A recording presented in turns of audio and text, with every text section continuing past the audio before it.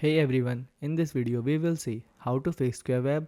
Your order is not eligible for electronic entry. Step by step fix. So fix 1 is call the Schwab brokerage desk. Dial this number for Schwab main line, then respond with trader or brokerage desk at the automated prompt. Provide account verification detail to the broker. Second fix is request a broker free waiver. Reported error code not eligible for electronic entry. Request to waive the broker adjusted fee due to platform issue. Note that the broker usually waives this fee for flag triggers. Third fix is verify your cash balance.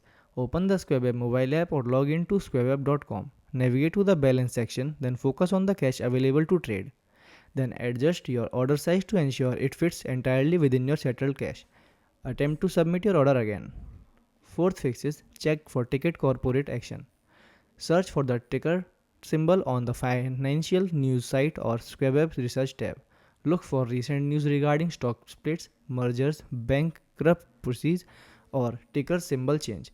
If a corporate action is pending, wait until the recognition is complete before trading online. Thanks for watching.